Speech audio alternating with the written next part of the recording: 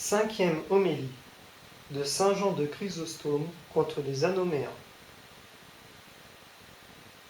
Quand on traite un sujet vaste qui exige plusieurs discours et qui demande non seulement 1, 2 ou 3 jours, mais beaucoup plus, il ne faut pas le présenter en bloc et d'un seul coup, à l'intelligence des auditeurs.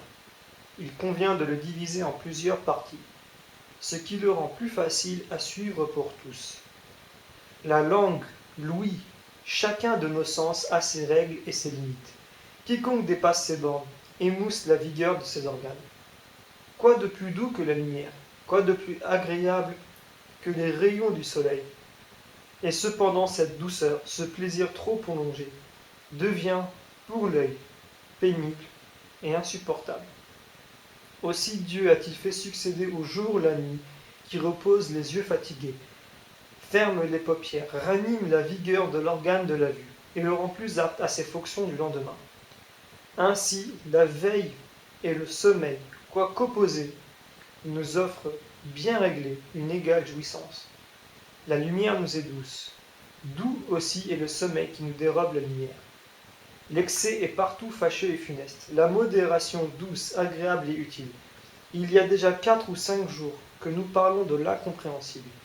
La discussion ne sera pas encore terminée aujourd'hui. Mais après vous en avoir entretenu suffisamment, nous ne fatiguerons pas outre mesure votre attention, et nous laisserons vos esprits se reposer un peu. Où en sommes-nous restés la dernière fois? C'est là qu'il faut reprendre, puisque nous continuons aujourd'hui de traiter le même sujet.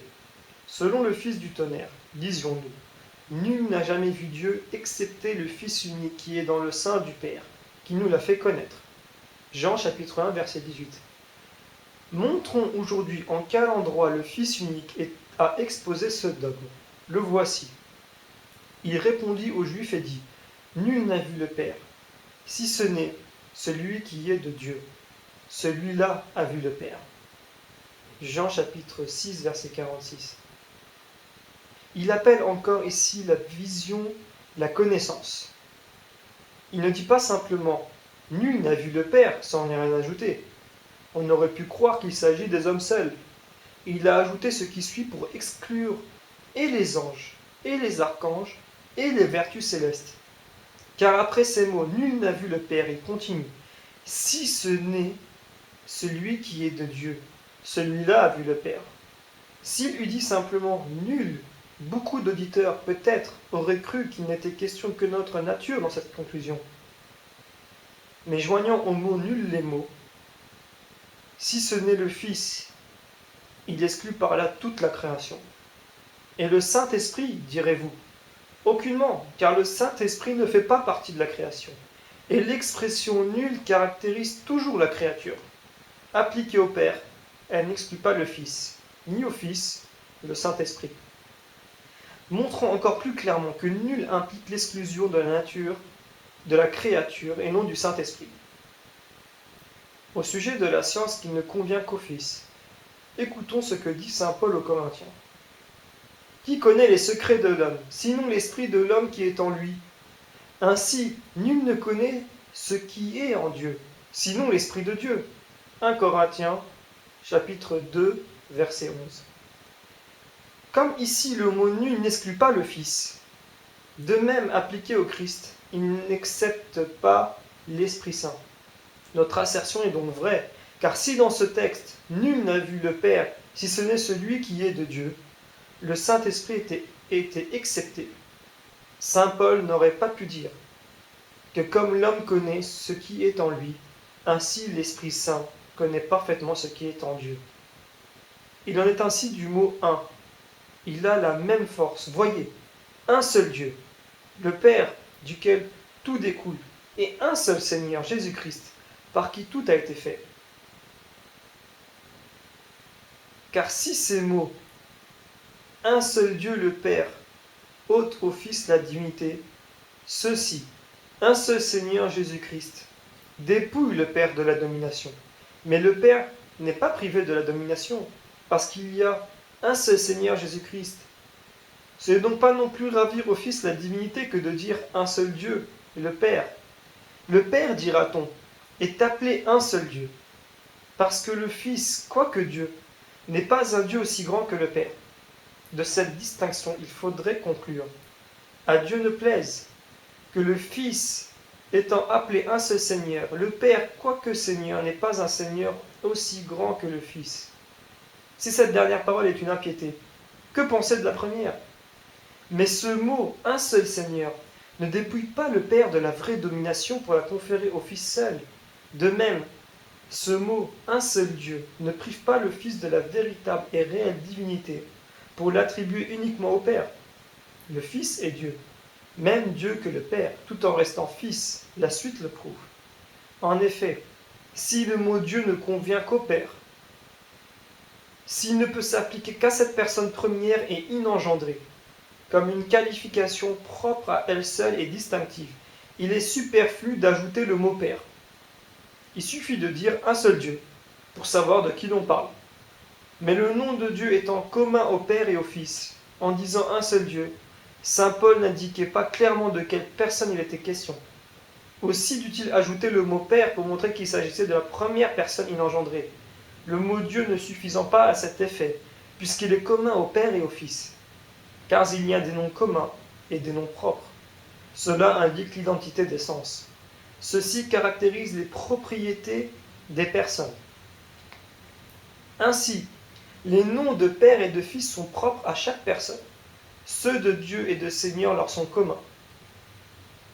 S'étant servi du mot un seul Dieu, l'apôtre emploie encore un nom propre pour montrer de qui il parlait et nous empêcher de tomber dans l'hérésie de Sabellius. Car les noms Dieu et Seigneur ne sont ni inférieurs ni supérieurs l'un à l'autre. Cela est ici évident. Dans l'Ancien Testament, le Père est censé s'appeler Seigneur. Le Seigneur ton Dieu, le Seigneur est un. Exode chapitre 20, verset 2. Tu adoreras le Seigneur ton Dieu, et tu le serviras lui seul. Deutéronome chapitre 6, verset 13. Notre Seigneur est grand, sa puissance est infinie, et sa sagesse n'a point de borne. Qu'il sache que votre nom est le Seigneur, et que vous êtes seul le Très-Haut sur toute la terre. Si ce nom est inférieur à celui de Dieu, et indigne de l'essence divine, il ne faudrait pas dire qu'ils connaissent que votre nom est le Seigneur. D'autre part, si le mot Dieu l'emporte sur celui de Seigneur, s'il est plus honorable, il ne faut pas attribuer le nom propre du Père au Fils, qui selon est inférieur. Mais il n'en est pas ainsi. Le Fils n'est pas au-dessus du Père, ni le nom du Seigneur moindre que celui de Dieu. Aussi, la Sainte Écriture donne ces deux noms indifféremment au Père et au Fils. Vous avez vu le Père appelé Seigneur, voyons maintenant le Fils appelé Dieu.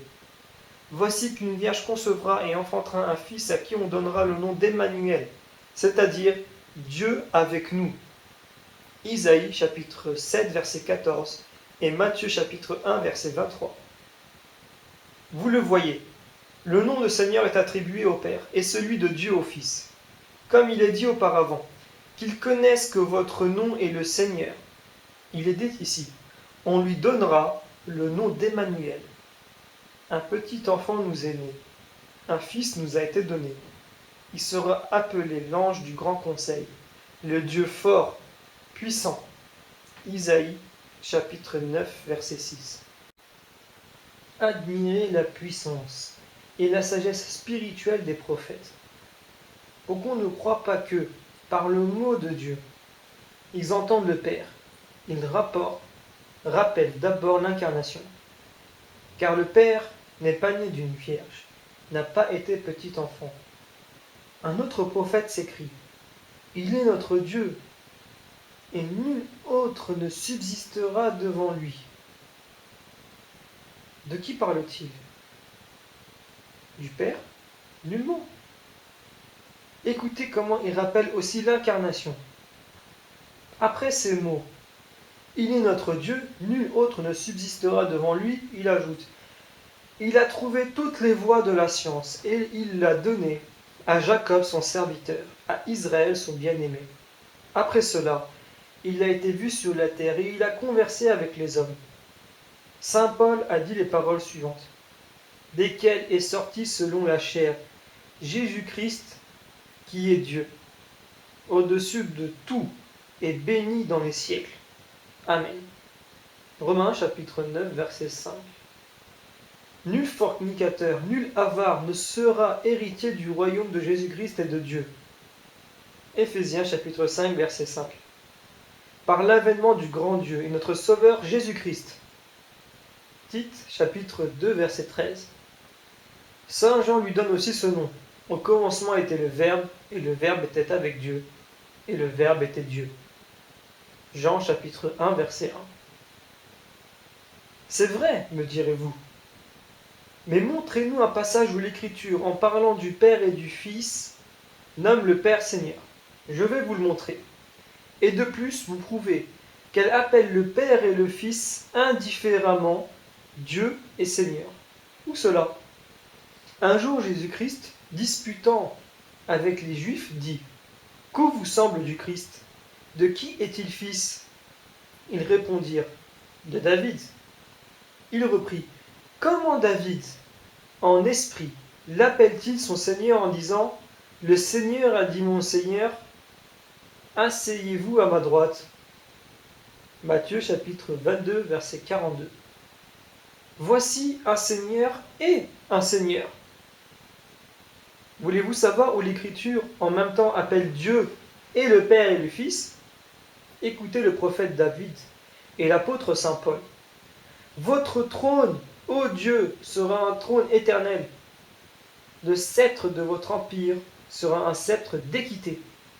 Vous avez aimé la justice et vous avez haï l'iniquité. C'est pourquoi, ô Dieu, votre Dieu vous a sacré d'une huile de joie, d'une manière plus excellente que tous ceux qui vous sont unis. Hébreux chapitre 1, verset 8. Saint Paul rend encore le même témoignage. L'Écriture dit des anges, Dieu a fait les esprits ses anges, mais du Fils, votre trône, ô Dieu, sera un trône éternel. Hébreux chapitre 1, verset 7. Pour quelle raison l'apôtre appelle-t-il le Père Dieu et le Fils Seigneur? Il n'a pas agi ainsi sans motif et au hasard, mais parce qu'il raisonnait contre les Grecs entachés du polythéisme. Ils auraient pu objecter « Vous nous accusez de reconnaître plusieurs dieux et plusieurs seigneurs, et vous tombez dans la même faute, en disant les dieux et non pas Dieu. » Saint Paul, se proportionnant à leur faiblesse, donne au Fils un autre nom qui a la même force. Telle est la vérité. Et en reprenant le texte un peu plus haut, vous verrez clairement que ce n'est point une vaine conjecture. Quant aux viandes offertes aux idoles, nous n'ignorons pas que nous avons tous assez de science. La science enfle, la charité édifie. Quant à ce qui est de manger de sa viande, nous savons que les idoles ne sont rien dans le monde, et qu'il n'y a nul autre Dieu que le seul Dieu. 1 Corinthiens chapitre 8, versets 1 et 4. Il parle, comme vous le voyez, à ces Grecs qui admettaient la pluralité des dieux. Il continue ainsi. Car quoique plusieurs soient appelés dieux, et plusieurs seigneurs au ciel et sur la terre, et qu'il y ait plusieurs dieux et plusieurs seigneurs, c'est-à-dire ainsi appelés, nous n'avons qu'un seul Dieu le Père, d'où tout découle, et qu'un seul Seigneur Jésus-Christ, par qui tout a été fait. Il se sert du mot « seul » pour ne pas leur faire croire qu'ils introduisaient le polythéisme. Il appelle le Père seul Dieu, sans ôter au Fils la dignité, et le Fils seul Seigneur, sans ravir au Père la domination. Il parle ainsi pour condescendre à leur faiblesse et pour ne pas les scandaliser. C'est pour la même raison que les Juifs, les prophètes, ne parlent pas du Fils de Dieu d'une manière claire et évidente, mais rarement et en termes obscurs. Naguère convertis du polythéisme, s'ils avaient entendu dire « Dieu le Père, Dieu le Fils », ils seraient retombés dans leur premier égarement. Aussi, les prophètes proclament-ils surtout et sans cesse qu'il n'y a qu'un Dieu, qu'il n'y a pas d'autre que lui. Deutéronome chapitre 4 verset 35. Ils ne nient pas le Fils, non, mais ils veulent ménager la faiblesse des Juifs et les détourner de la croyance au faux Dieu. En entendant ces expressions, nul et autres semblables, gardez-vous d'en abuser pour amoindrir la gloire de la Trinité. Mais apprenez de là combien elle l'emporte sur la créature. Ailleurs, il est dit, qui a connu les desseins de Dieu? Romains chapitre 2, verset 34. Ces paroles ne nous donnent pas non plus le droit de refuser cette connaissance au Fils ni au Saint-Esprit. Nous l'avons prouvé plus haut par un texte de saint Paul. Qui connaît les secrets de l'homme, sinon l'esprit de l'homme qui est en lui? Ainsi, personne ne connaît ce qui est en Dieu, sinon l'Esprit de Dieu, par un passage de saint Luc, où Jésus-Christ dit « Personne ne connaît le Fils, sinon le Père, et personne ne connaît le Père, sinon le Fils. » Luc chapitre 10, verset 22. Nous l'avons prouvé, enfin par un troisième témoignage, emprunté à saint Jean. Personne n'a vu le Père, sinon celui qui est de Dieu, celui-là a vu le Père. Jean chapitre 6, verset 46. Ce dernier texte ne nous apprend pas seulement que le Fils connaît Dieu parfaitement, mais encore, il nous en donne la raison. Quelle est cette raison? C'est que le Fils est de Dieu. Ainsi, l'apôtre Saint Jean nous révèle en une seule parole deux dogmes. Savoir que le Fils est du Père et que le Fils connaît le Père. En effet, on ne peut affirmer l'un sans affirmer l'autre si le Fils connaît le Père. C'est qu'il est du Père et réciproquement. Une substance ne peut bien connaître une substance supérieure, si petite que soit la distance qui les sépare. Selon le prophète, il n'y a qu'une très petite différence entre la nature angélique et la nature humaine. Qu'est-ce que l'homme pour que vous vous souveniez de lui, et le Fils de l'homme pour que vous pensiez à lui? Vous ne l'avez abaissé qu'un peu au-dessous des anges. Psaume chapitre 8, verset 5. Mais quelque légère que soit la différence, dès lors qu'elle existe, nous ne connaissons pas parfaitement la nature des anges. Et malgré toutes nos investigations, nous ne pouvons la comprendre. Que disent des anges? L'essence de notre âme elle-même, nous ne la connaissons pas parfaitement. Ou plutôt, nous l'ignorons tout à fait. Si les anoméens prétendent le savoir, demandez-leur ce que c'est que la substance de l'âme. Est-ce de l'air? Du vent? Un souffle? Une flamme? Rien de tout cela, assurément, car tout cela est corps, et l'âme est incorporelle.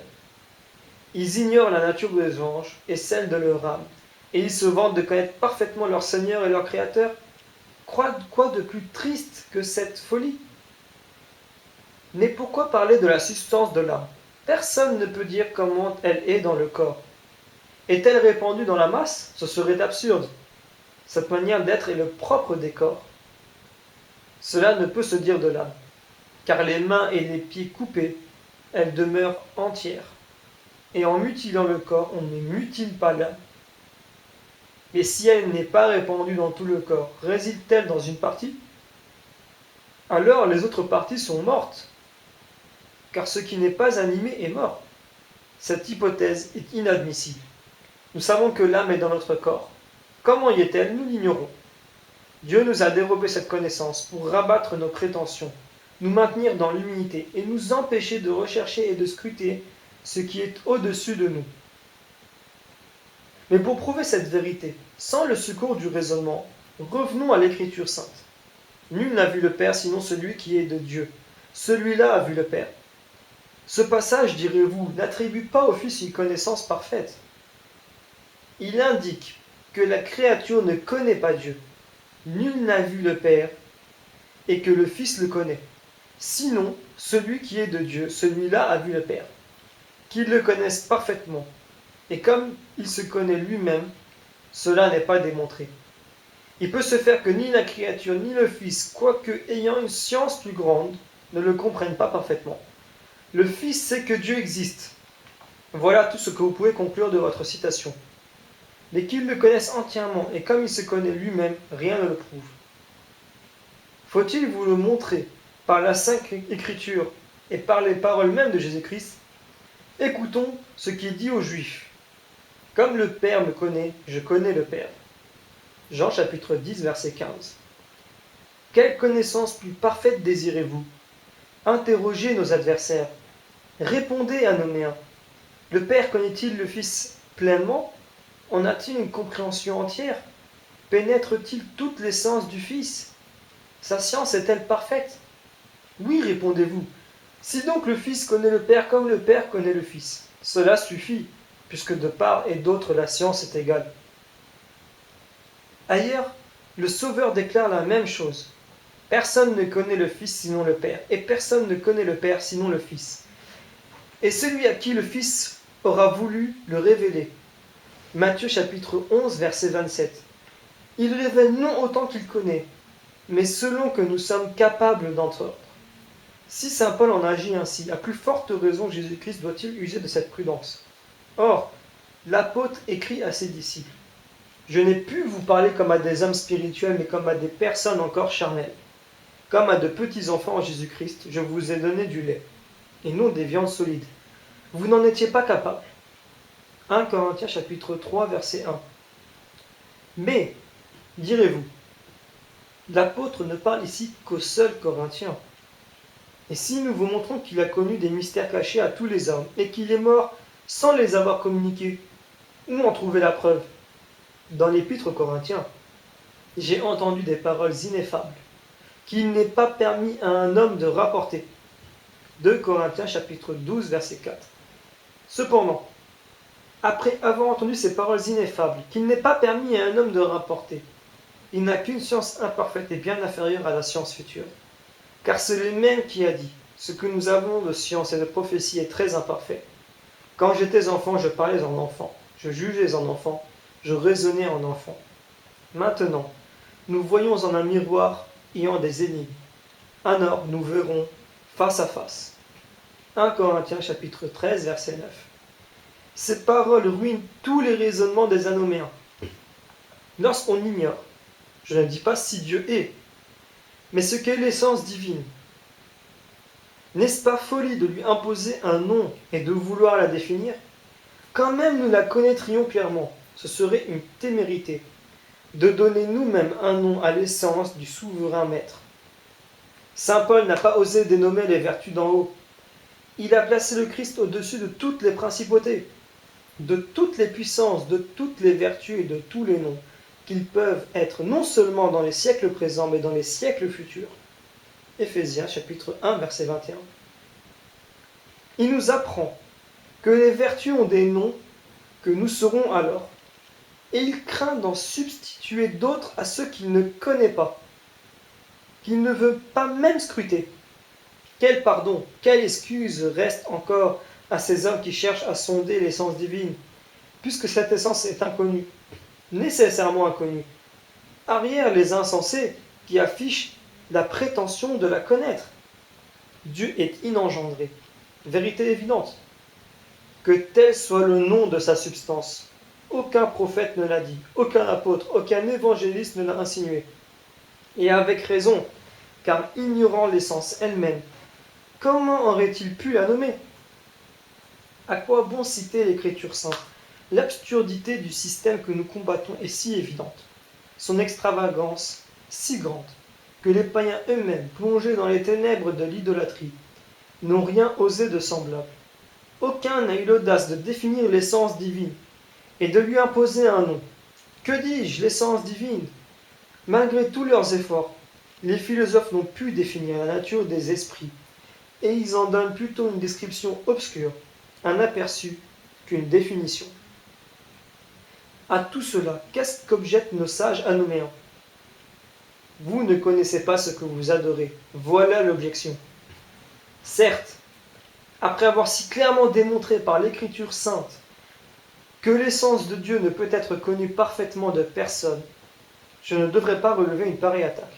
Mais puisque c'est le désir de les éclairer et non la haine qui me fait parler, montrons-leur qu'il y a plus d'ignorance dans leur prétention de comprendre Dieu que dans l'aveu de notre impuissance. Supposons deux hommes qui discutent sur la grandeur du ciel. L'un dit « Le regard de l'homme ne peut en embrasser l'étendue ». L'autre prétend qu'il le mesure de la main. Dites-moi, quel est celui qui comprend mieux la grandeur du ciel? Celui qui s'en vante d'en connaître la mesure, ou celui qui avoue son ignorance?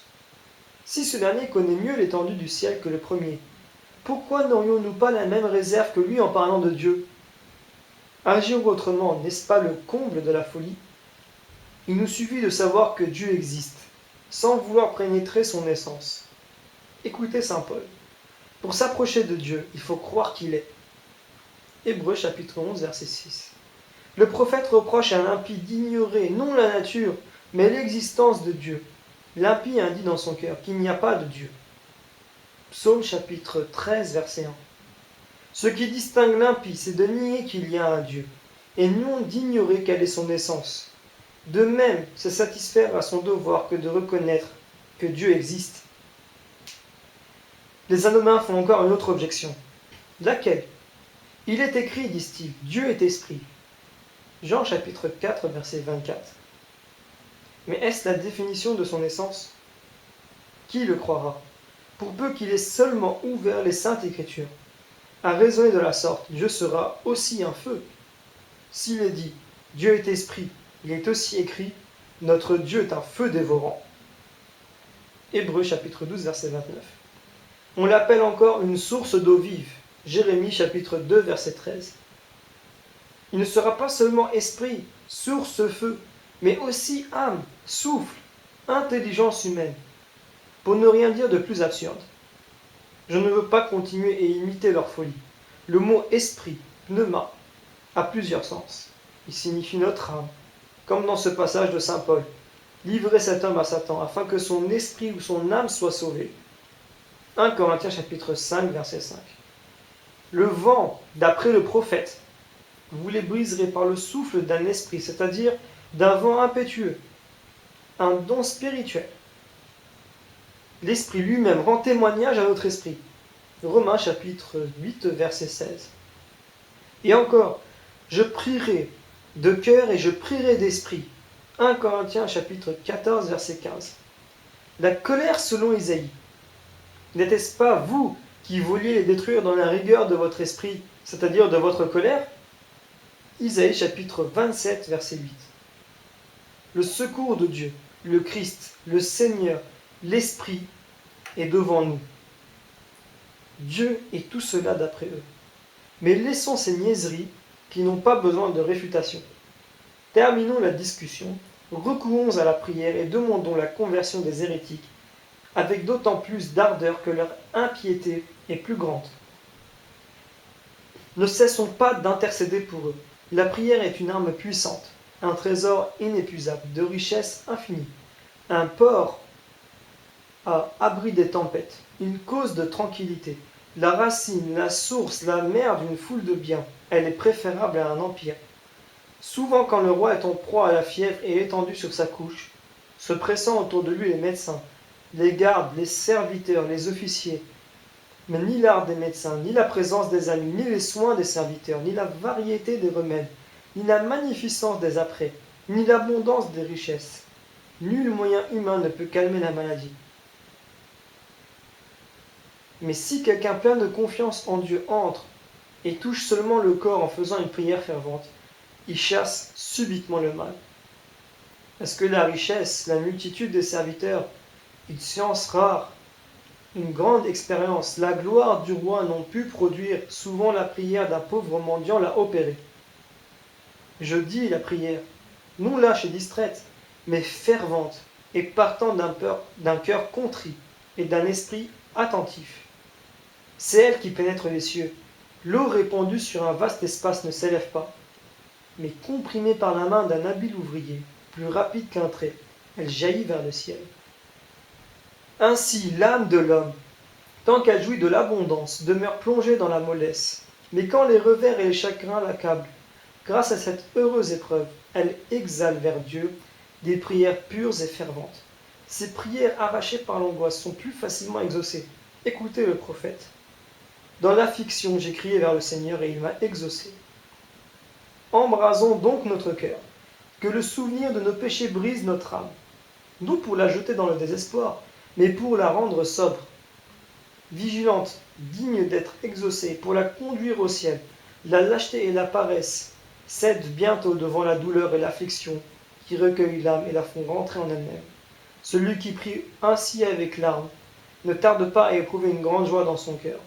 Des nuées en s'amassant obscurcissent d'abord le ciel, mais après qu'elles sont tombées sous forme de pluie, l'air redevient pur et serein. Ainsi, la douleur, concentrée à l'intérieur, obscurcie d'intelligence, mais lorsque par une prière accompagnée de larmes, elle s'est exhalée et manifestée au dehors, l'âme recouvre sa joie, et le secours de Dieu, comme un rayon vivifiant, pénètre le cœur qui prie.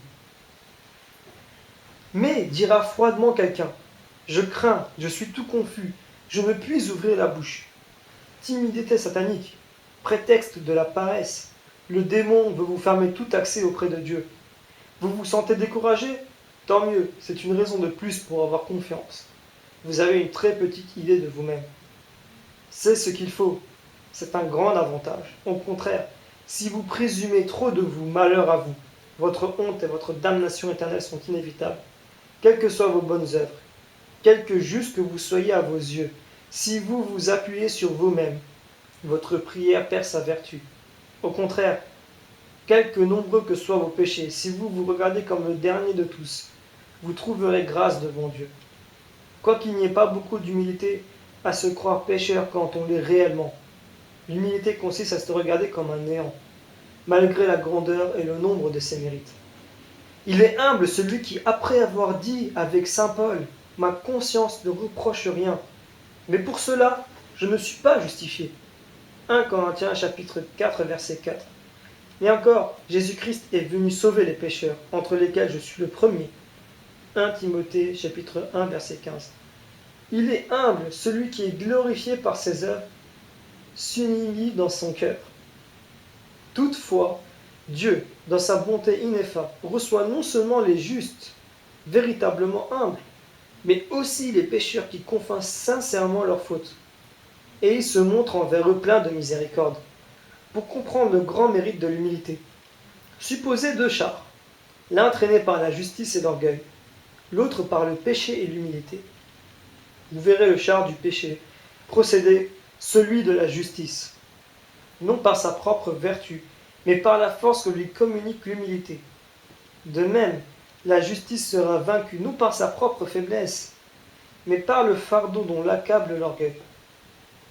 L'humilité, par son excellence, surmonte la résistance du péché, tandis que l'orgueil, comme un lourd fardeau, l'emporte sur la justice trop faible et en triomphe facilement. Pour mieux comprendre cette comparaison, souvenez-vous du pharisien et du publicain. Le pharisien joint la justice à l'orgueil. Je vous rends grâce, dit-il, de ce que je ne suis pas comme les autres hommes, voleurs, injustes, ni comme ce publicain. Luc chapitre 18, verset 11. Insensé, le genre humain ne suffit pas pour assouvir son orgueil. Il insulte follement à ce publicain qui se trouve à côté de lui. Et celui-ci, que fait-il? Il ne repousse pas les injures, il supporte ses reproches et reçoit ses paroles avec reconnaissance. Le trait de l'ennemi fut pour lui un remède, son insulte une louange.